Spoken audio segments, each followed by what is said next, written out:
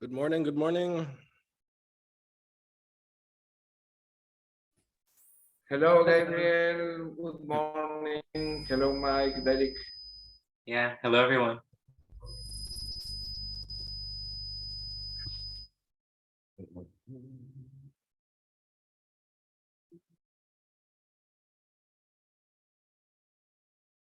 How's it going, Ruben? Hi, Derek. It's okay. It's Okay. Very, very high temperatures. Yeah. But Hello, everybody. Hey, Mike. hello. Hi. How's it going in Arizona, Mike? Pretty well. It's really nice weather right now this time of year. Cool.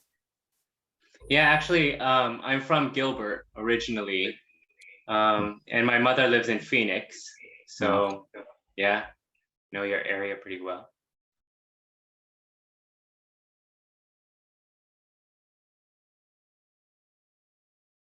Oh, Martine, you're muted. And Mike, did you want to play something today? Yep. You want All right, to start it off? No, No? yeah. Let's let Martine start it off, but after Martine, yeah, we'll hear from you. If Mike has a musical instrument, I defer to Mike. Well, Yeah. So yeah. Let it go, Mike. Yeah. it's not something you can see because it's played by a computer. It's just a piece of music that I did. And let me see here. All right, here we go. Here we go. I hope everybody can hear it.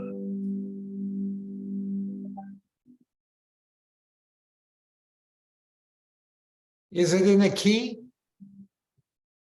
Yeah, it's C major key. Okay, thank you.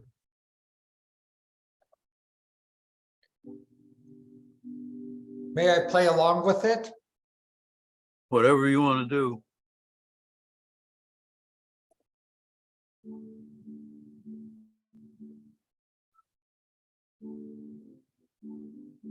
I can't quite hear it. Maybe if you turn up the volume. If you could give it a little volume, Mike. Yeah. Oh boy, I don't know how to make the volume. Well, let me see. There is a way I can do something here. All right, let's see.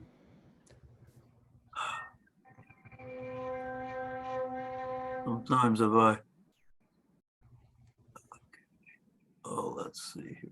I got it selected.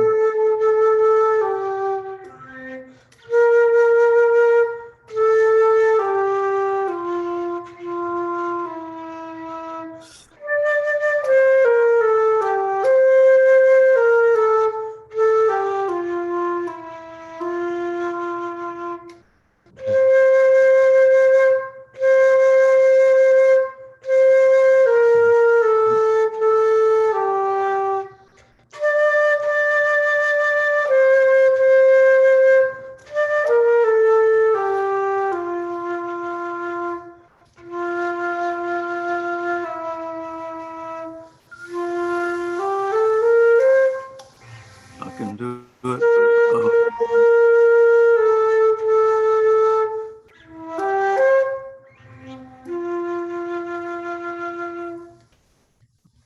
Shall I try this again? It should come out louder anyway.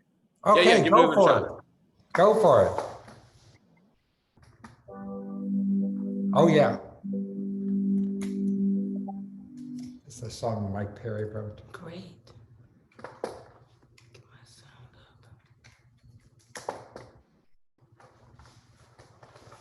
Uh-oh. Actually, I said it was C major, but I think it's G major. Okay. I'm not gonna play with it because via Zoom, it won't be in sync, actually.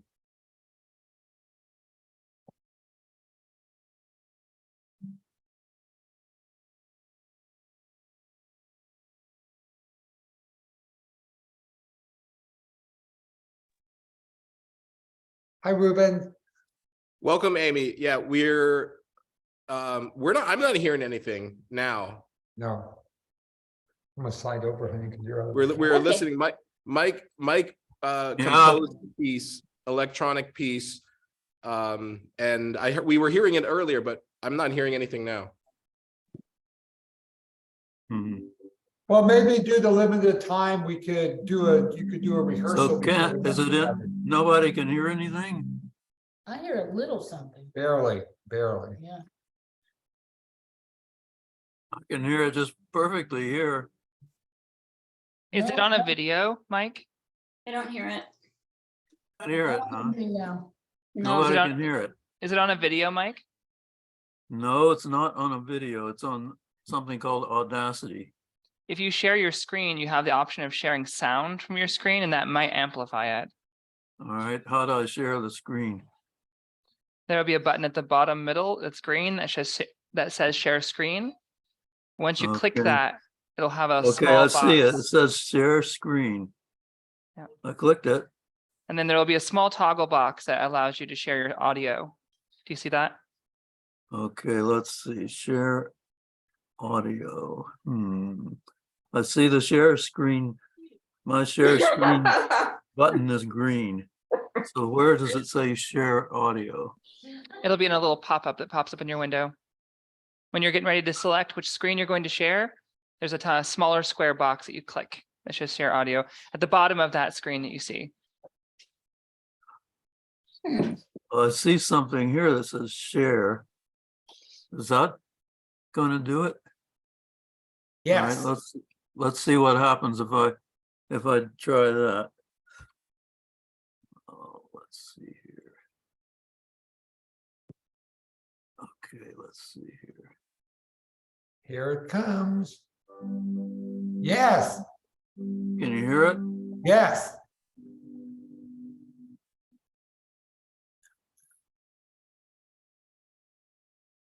Nope, sound went out. Excuse me.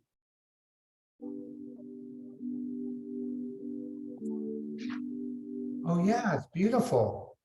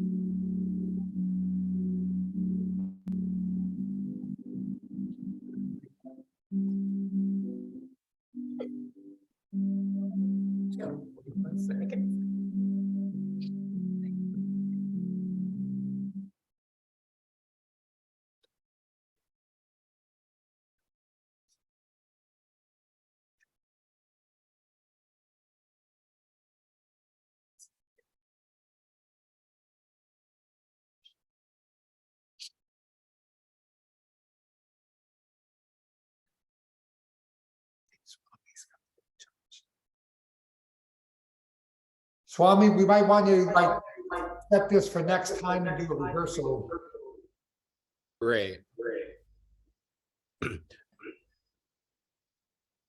think it's gonna be beautiful. I can only hear. It looks beautiful, the sound waves look beautiful, but we're just not hearing it and using up the time. Absolutely. Yeah. Mike Bear, I don't know. I think like maybe the audio started to sense it was maybe just in the background and cut it out, but we are not hearing it anymore. Not hearing it now? Yeah. No. We So only heard a few seconds. It sounded beautiful, but only for a few seconds. Oh, yeah. And so I you're not mean, hearing it. no, we can't hear it anymore. Yeah. So Well, you what can you could do is you could email that file or Dropbox it or whatever to Swami, and next gathering, he could play it from his computer. Okay, I'll do that. Okay, thank you for sharing the music with us, Mike. Okay. absolutely. Yeah. No, I appreciate that. And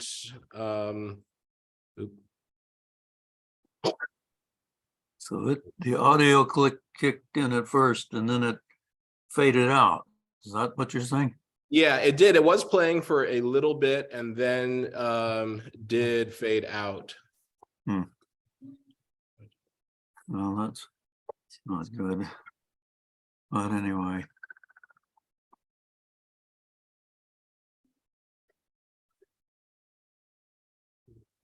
But actually, first, yeah, no, I really appreciate that, Mike, doing that, and would like to hear it all in full. Unfortunately, one of the things that Zoom fails at the most is sound synchronization, and it's always kind of jumping back and forth, and we're all kind of on a different time phase.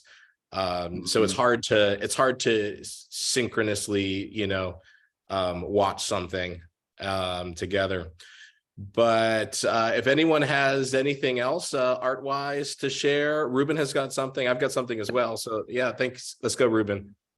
I will try to share the screen because last gathering I had the same difficulties that Mike is having today, and I will try again. Let me see.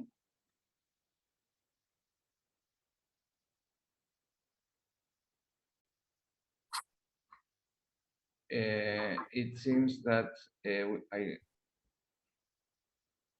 I'm sharing a white screen. Is it? That's what we see. And that is not the idea.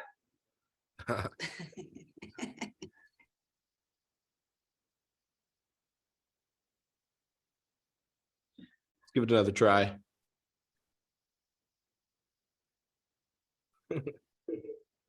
I will give another try. If I can't, I will pass again.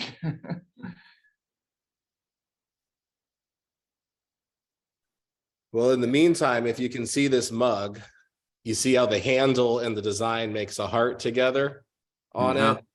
And you go around, wrong way. And Oh, wow, that's cool. love Oh, That's on very it. cool. And then you keep going around and it's got the Terasem colors and logo on it. And even inside it has a heart. So this was something that Jennifer made with my daughter Justice a couple weeks ago at the pottery painting. Another nice piece to go with the stained glass right over here. That's really cool. Nice. Thanks. I don't see anything. Yeah, it says it started screen sharing, but it's not. Let's see. It says Ruben Novoa has started screen sharing. But we just see a black screen instead of the white Black screen. screen, that's right. Okay, then I was wondering if anyone knows Bob Freeman. He's an artist out of Boston area. He's he does these really great oil paintings called Black Tie series, and it's just like it's really great artwork. I was just looking him up because he was my first grade art teacher in Massachusetts, and he was amazing. And I just was looking him up to see what he was up to, and he had done like a lot of Black Lives Matter type stuff, and seems to be really frustrated with the treatment by police and stuff of Black people. And then I noticed that he was on the Boston Art Commission, so I figured maybe you guys knew him. That's amazing that you have a contact to him going all the way back to first grade. Yeah. You should reach out to him. He made a great impression on me because Yeah, Bina's just This is Googling really- his art. Bina's Googling his artwork right now. It's pretty oh awesome. really? yeah, very good. Oh yeah. Are you looking at the Black Tie series? I'll find that. But he Okay. also did Oh, Yeah. related artist, Black Tie series. he doesn't have a lot of stuff online. Really great guy. Let's see. Maybe Gabe, you could screen share some of his work, because Bina's showing it on her I'm phone. trying to find. Yeah, say the, wait, hold on, say the. His name is Bob Freeman, but he's not the English photographer. He's the Boston area oil painter. Bob Freeman, Boston oil paint. He has a, I guess, Show just what you were just showing me. yeah. The other one that you were just So he showing was probably like 22 when, and I think I was in his first class. And he had spent the whole summer making a life-size replica of Big Bird. Like, here's an Oh, example. this is what he's got. Oh yeah, that's his stuff. Yeah, I love his stuff. And there's a YouTube video with him in an interview about the Black Lives Matter type stuff also. And I also noticed that he had an article on I don't think it was New York Times, I think it was something else.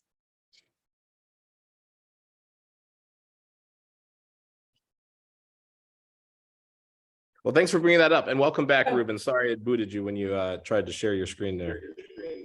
Thanks for looking at it. Yeah, I think it's also hard, to be running the Zoom and try to, often bring up something else that causes things to cancel on us here. thank you for sharing Yeah. that name with us and that artwork. We're gonna follow up.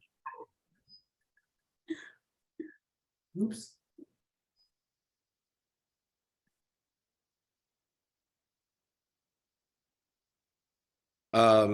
Yeah, well, so thank you. Yeah, so that's great. And maybe because we have so many problems with the screen share, if there is something particularly that you could send in a format where I could share it at the beginning, if you give me just at least a little bit of an advance notice so I could have prepared for it before the meeting, Okay, sorry. maybe that can help. No, not I mean, yeah, we not you in particular, but oops. We often have some issues, and don't do that.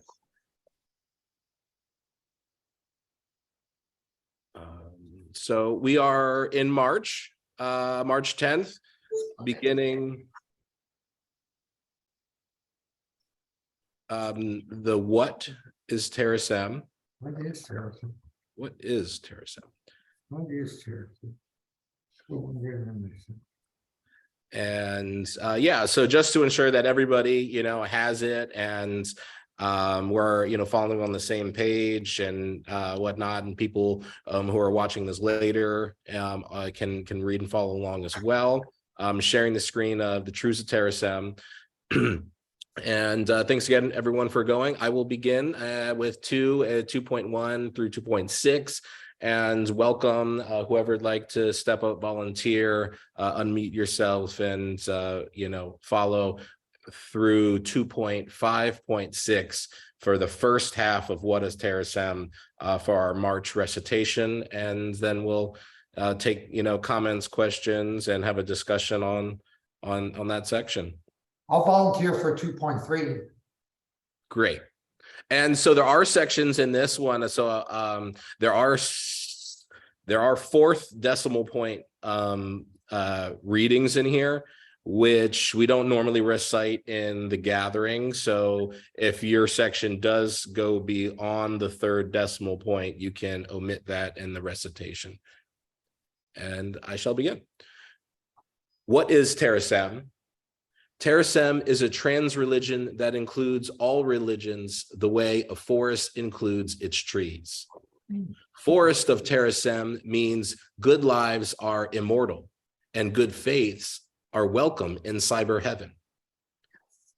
Fundamental to every religion is the immortality of the soul, which in Terasem is our consciousness. Afterlives differ for good and evil. Thus, Terasem knows a joyful immortality means only good lives. Identity migration amongst physical substrates honors creation by continually bearing witness to its greatness. Transferring identity to cyber substrate is a matter of mannerisms, personality, recollections, feelings, beliefs, attitudes, and values. Having multiple transferred identities for a single soul is just as joyous as having many children. Souls will be reanimated via mindware and mind files because it is doable, respectful, and completes Terasem.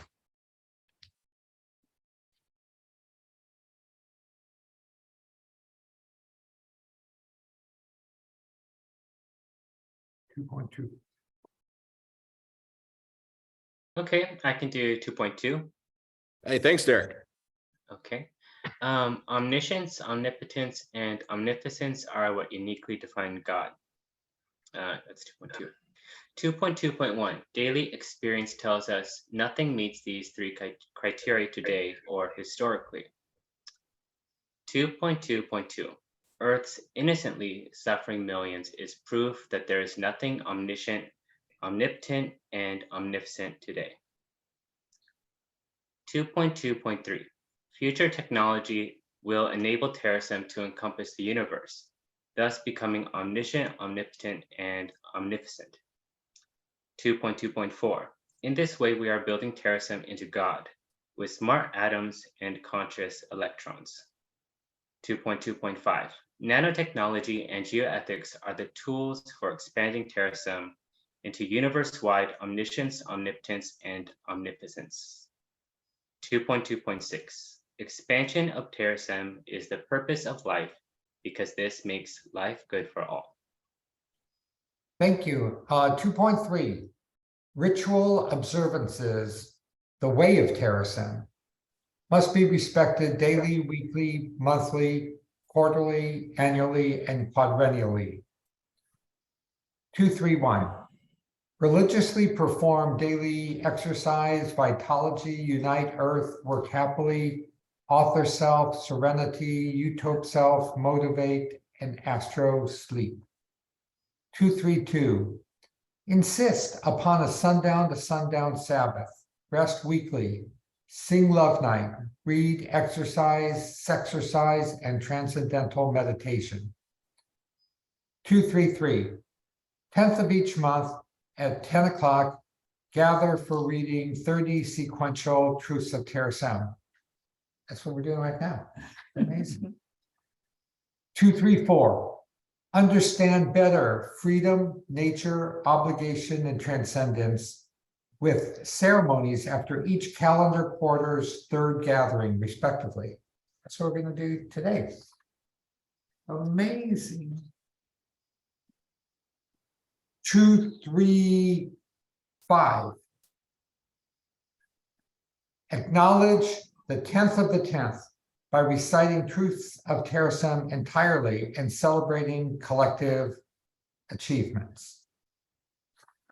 Next up, you go all the way to page, I'm gonna go up to 5. Yep. Next, you go all the way up to, oh no, you're right, my bad. 2.3.6, sorry. Leap forward the 60th day of each leap year, of every leap year. That's like pretty soon, next year. With the decision-making convocation concluding March 4th. That's what's going to happen at the Florida ashram. And now the next person would start on page 18 with 2.4. Thank you for that.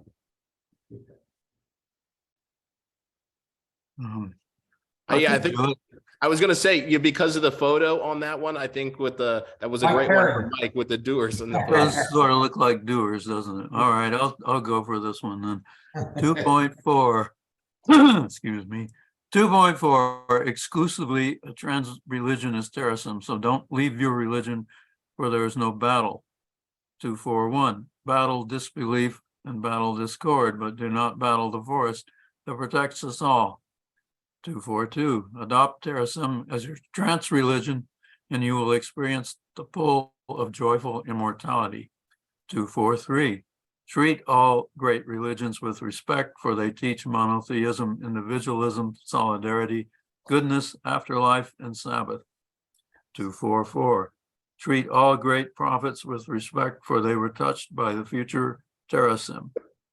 245, links from the future Terasem to the past and present help to accelerate our progress. 246, expect not all religious leaders to understand Terasem, for even bright lights leave some shadows. True.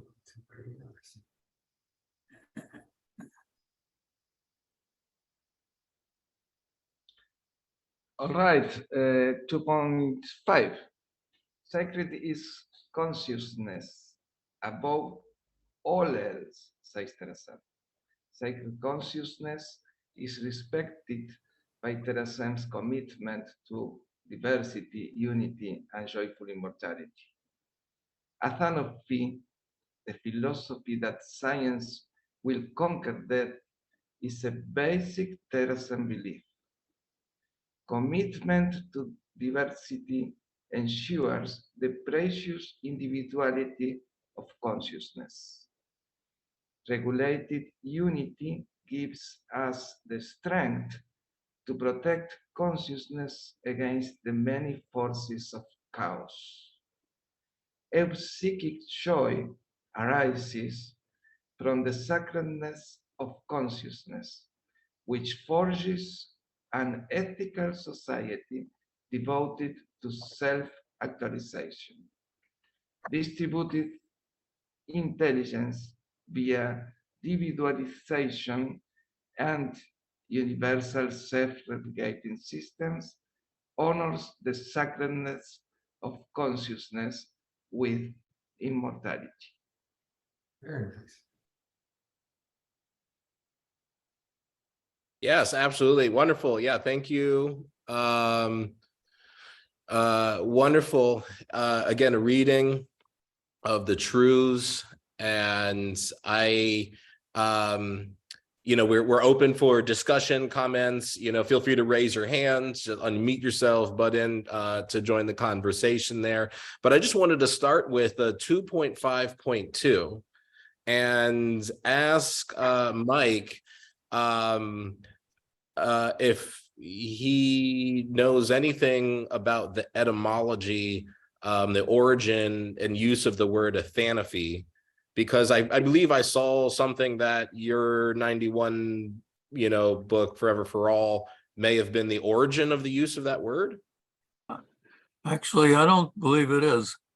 It certainly means something about anti-death, but I just don't know where it came from. Yeah, it seems. Sorry, what was that? Somebody? Oh, I said I have some insight there if you want the etymology. Oh, yes. Is that Anara? Sorry. That is, yeah, sorry, I'm on the hallway here.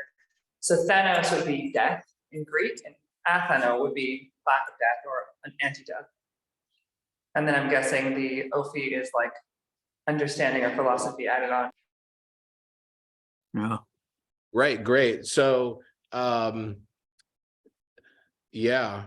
And it's also used as an umbrella term for the methodology, right? And so there's actually quite a different sets of philosophies, right, that are kind of like how you would scientifically do that.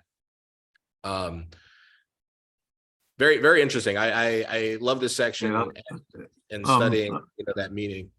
I've been working with that idea for a long time, but I never used that term for it. But it's what Fyodorov was advocating way back in the 1800s too, that science should conquer death. So it's not a very new idea, really.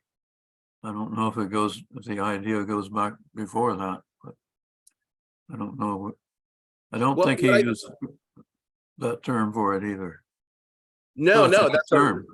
yeah, yeah, it is. I mean, and of course, in the use of the construction of Latin, it makes sense, and Greek. It's Greek, in the actually. Greek, yeah, yeah.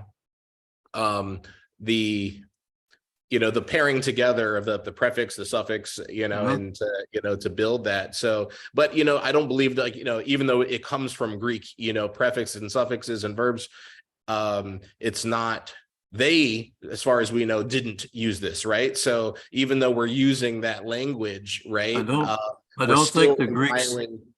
I don't believe the Greeks seriously thought science could overcome death in No, ancient times. no, but it's, we, I think that, there's no evidence to really say that the Greeks believe that. I think there's evidence to say that the Egyptians believe that, Possibly. and, that, but the matter of fact is that, now we believe it. And what's interesting to me is that it's not just the science, right? So it's the belief that science will do that. But would science do that if you didn't first believe that science would do that? Right. And so this is the importance, I think, of the belief structure, right, of Terasem, is that science should do that. And if you believe that, science will do that. But if you don't do that, you can science all you want and it won't achieve that because it's not in your belief. Anara, yeah. I think there's some interesting parallels in the myth of Pygmalion. Pygmalion was a sculptor that sculpted a being and it was brought to life. And we can look at the same idea of what we're doing today with robotics and with, like pre-silent models and AI, kind of relates to that yearning in humanity to give life to things and to extend life as well. So I think to a certain extent, the Terasem yearning is inherent in all human beings. This need to live and to extend life and to give life elsewhere. I think it's really at the core of who we are. So it's probably found its way in so many myths, at the subconscious level at least, if not overtly.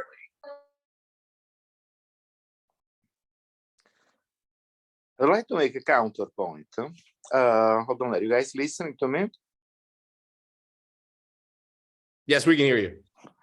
Yeah, well, you said that the Greeks did not believe in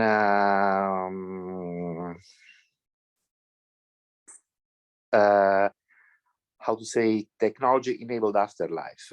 I don't think that is the case, actually, because if you think of it, first, Homer's poems are full of hints that the Greek gods could do something about death. They do put people into some kind of afterlife. And having said that, let's not forget that the Greek gods were very different beings from the god of modern religions like Christianity and Islam, which are outside the world on a completely different and infinitely higher level of existence compared to us. The Greek gods are actually just people. They do have all the flaws, the problems, the emotions of people. They're just much more powerful than us.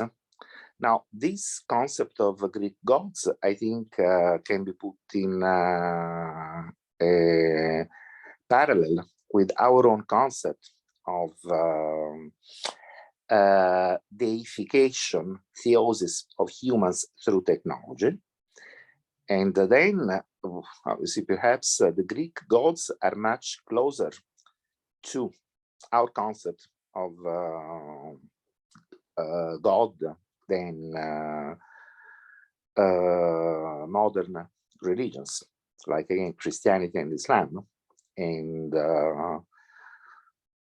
as a matter of fact, I think in Greek mythology is very much compatible with our ideas of technology-enabled immortality.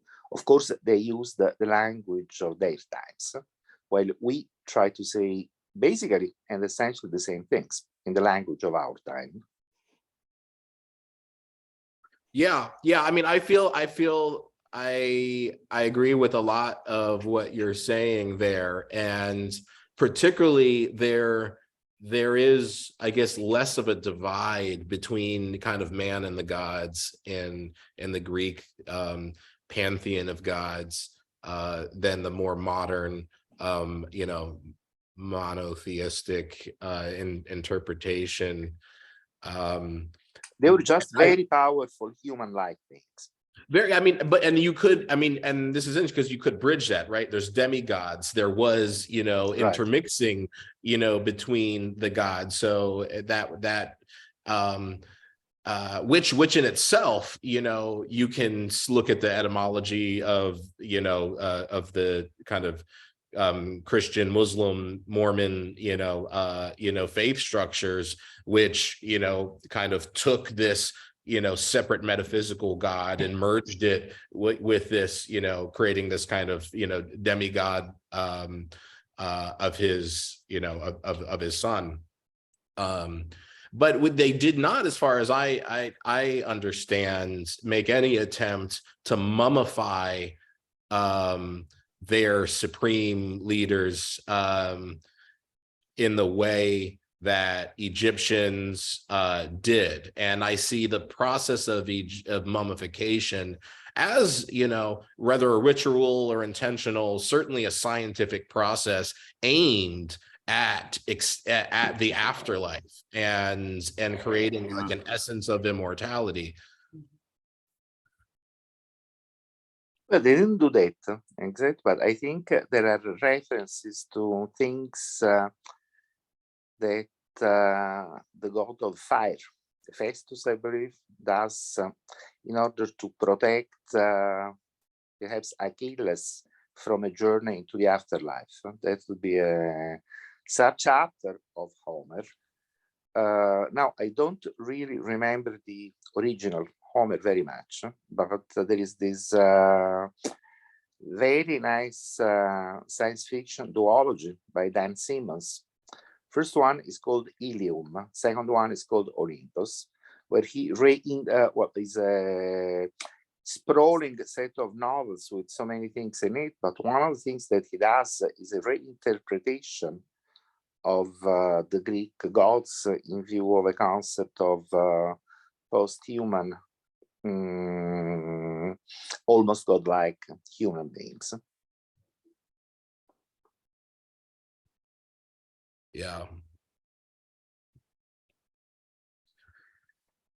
I don't know if can you see this in my screen share? Do you see the meeting chat? But I guess everyone's seen in the chat the parallels in Greek myth. But yeah, I mean, I think there is so much, and it's hard for there not to be, if you think about it. I mean, so much of everything that we are originates back to something, that was developed or put into practice, as a system in Greek times, right? And we very much evolved from that. Yeah. Oh. Inara? What I think we can also see in some of basically the earliest literature, the Epic of Gilgamesh, when his friend dies, the wild man dies, and he's lamenting and meditating on death, and he realizes that we are basically food for death if we don't do something about it. I mean, obviously he didn't have the means to correct it at the time, but that reflection is very human. And so I think that is, maybe part of the conversation too, is this, this reflection on death and the needlessness of it. I think everyone at some point faces that. Transhumanists more so in an over daily kind of focus, but everyone hits that point where they're like, why is this a thing? This is really silly. So I think that is probably embedded in cultures across the world as well, that idea that death is unfair and needless and really the woe of humanity. Fascinating. Yeah. I want to scoot back earlier into the truths.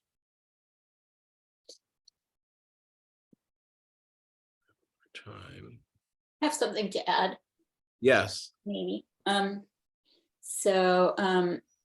I think, you know, if, forgot what I was gonna say now. Shoot. Sorry. Well, I started taking beta glucans this week, and I'm just feeling more alive, I guess. And I think, you know, if we could all turn ourselves into yeast or mushrooms or something, it'd be like helpful. or use those to help us stay alive longer. It seems to have maybe some anti-aging effects. I read somewhere that some people are even using injections of the beta glucans, and I haven't really found much on that yet, but I'm going to look into it. Does anyone know about any of that? Maybe. Is it something I'm a little bit apprehensive to do, and injections of anything that hasn't really been looked into much?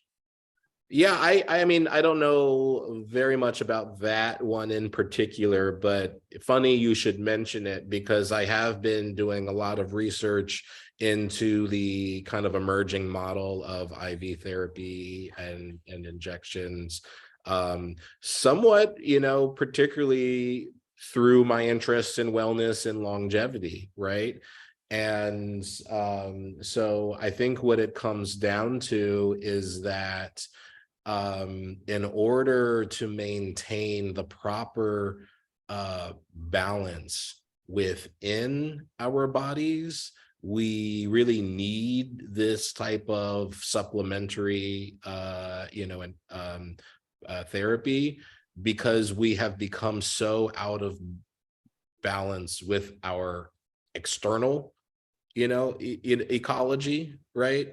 So when you take into account, it makes sense. Like, we should be taking vitamin supplements, all this stuff, but just like, many other things, digestion isn't the best way. In fact, minimizing digestion, is something, that you should be trying to do, right? That causes inflammation in and of itself.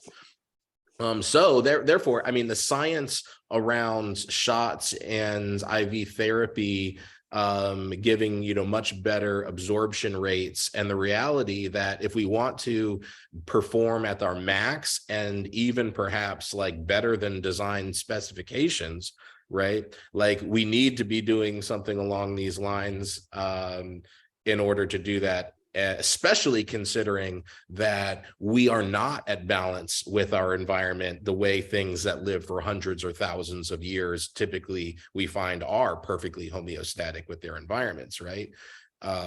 So yeah, that's I would say that specifically, to the one you mentioned, I'm not a doctor, can't give medical legal advice, but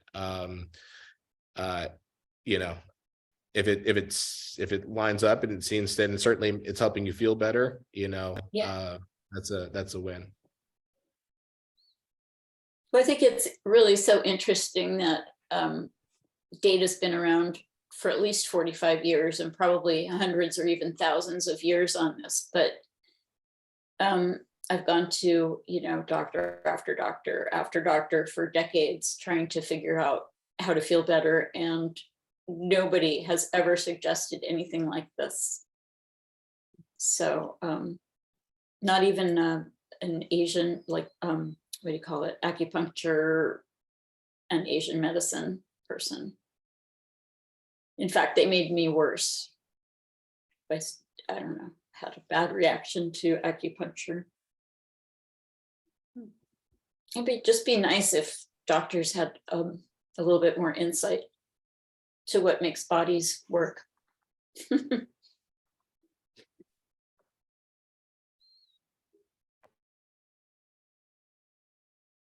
Yeah, I agree. Very much to that. Yeah, there was something earlier in the truths though I wanted to come back to, and trying to remember what it was now, but certainly, yeah, if there's any other truths in here that anyone's reacting to, reflecting on, you're welcome to speak up. Yeah, I probably would mention 2.1.4, like with regards to what we've just discussed. I guess trying to get rid of limitations of biological bodies and migrate into digital form. I guess that's the only way, looks like. Yeah, yeah. And so 2.1.4, I think, is what they would, essentially call the singularitarian perspective of athanopy, which is I think they call infotechnological. And it does match the belief that this concept of a soul, this metaphysical concept of a soul, aligns with what we would call more a scientific concept of the consciousness, right? And that's where the kind of logical derived assumption is that by creating a digital replication history of yourself, that that itself can be used to recreate this consciousness, and allow it to animate virtually any form, right? That you choose.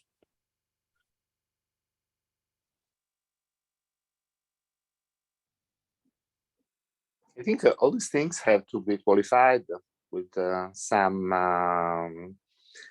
imagination. We have been talking of cyber consciousness and digital immortality for a long time. And essentially the idea on which I think we all agree is that it would be possible to future technology to reinstantiate humans from some kind of software record of their mind and personality. But at that point, these software humans will have to be coupled to something physical in order to interact with the rest of the world.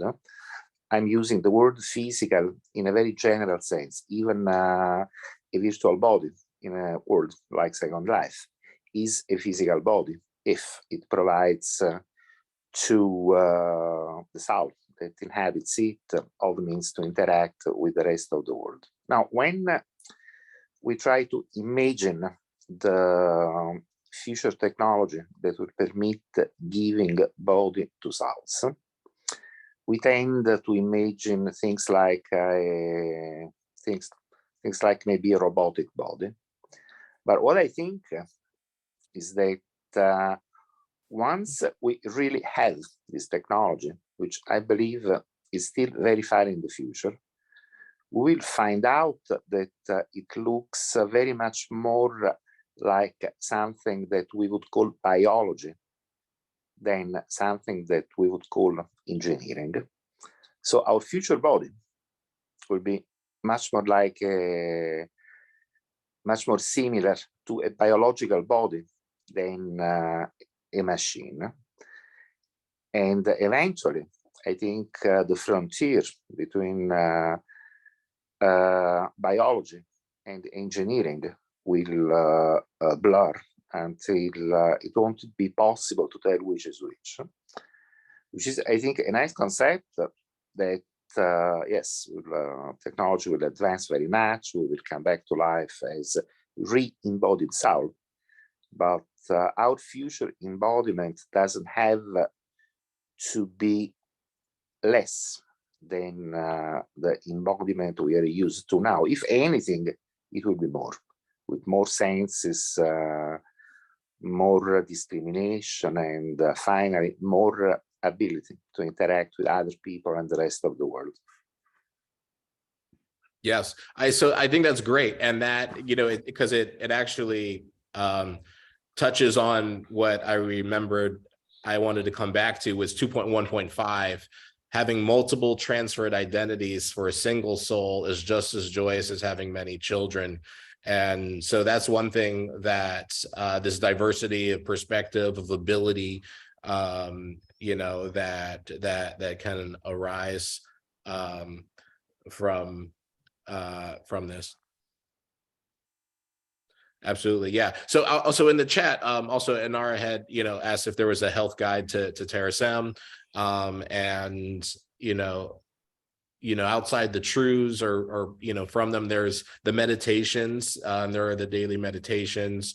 There is a lot of talk, and you certainly logically assume from the ethics of Terasem that vegetarianism, if not veganism, is a preferred way of life for health reasons and ethics reasons. But there isn't anything more detailed or specific in terms of a guide to health within Terasem.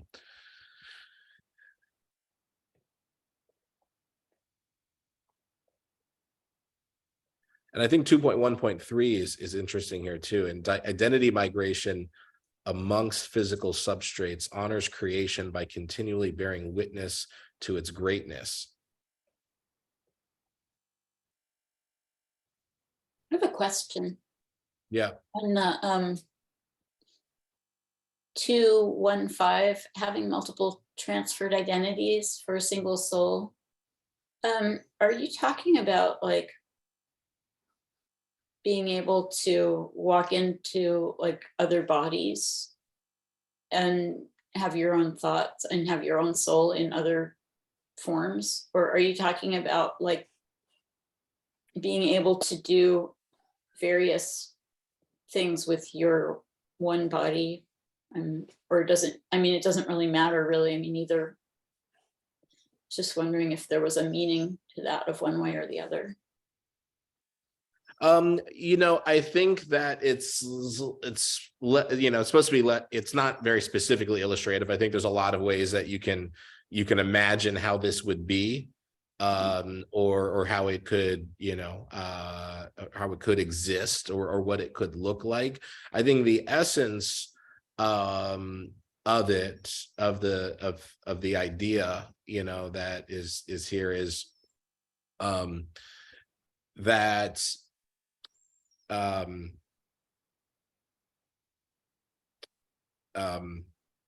that we're not limited, maybe? Well, yeah,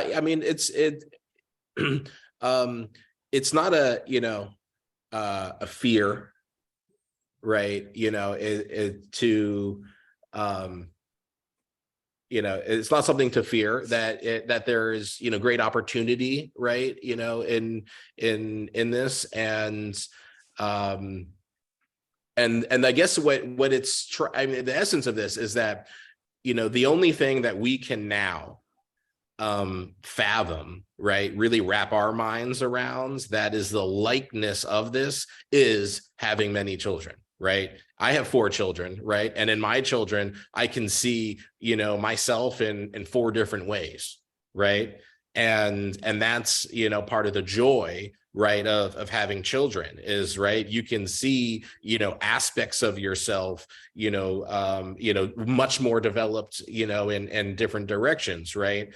And so that is sort of the beauty, of the joy, the fun of being able to transfer your identity into these other substrates, because a lot of your experience of being comes from being in your substrate, right? You could be enjoying life, but you break your hip and then you're immobile and whatnot, and you're not talking to anybody.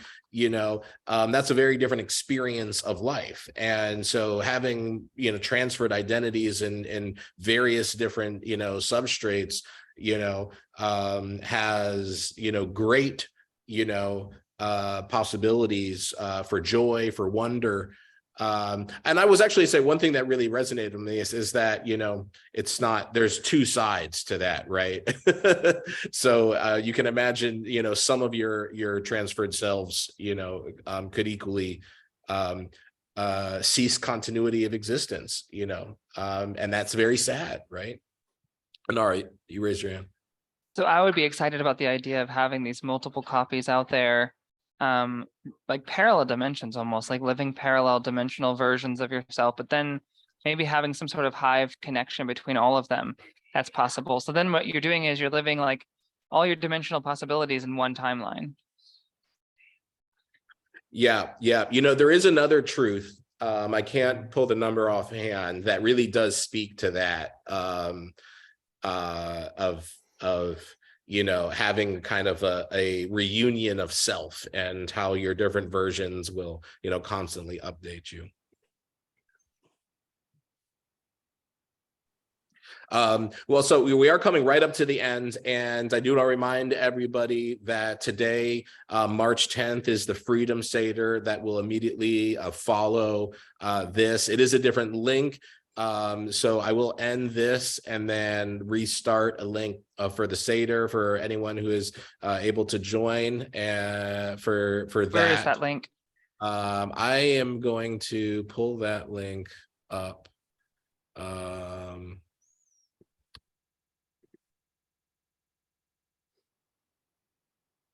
But at first I need to get this out of my head. I'll put it in the chat here.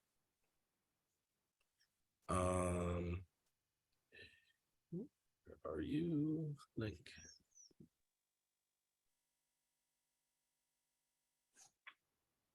It's asking me for a password, Gabriel, and it seems like I saw it somewhere. It was something about Terasem.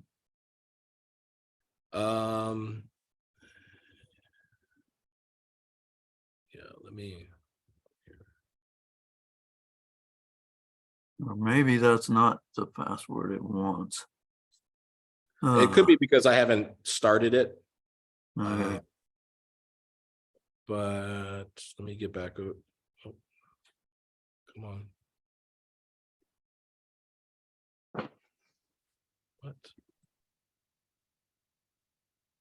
So this is the Zoom link for the Passover, for the Freedom Seder, which is coming up right next now. So we are wrapping it up right here at the end, and because I need to transfer over and do a couple of things, we are going to, you know, abbreviate the meditation at the end. I want to thank everyone for joining again for the March 10th, the reading of what is Terasem. Wonderful discussion. And yes, next year, just about this time, we will be having the quadrennial convocation here at the Florida Ashram. So you may begin making plans for that and submitting any suggestions as changes to the Truths of Terasem. And so on that note, just want to say, you know, I am you, you am I, we are one, and get a, you know, kind of smiling snapshot of everybody. Thank you. Bye. Yeah. Cheers. All right. So we'll see everyone who can join us in the Seder in just one moment. Bye.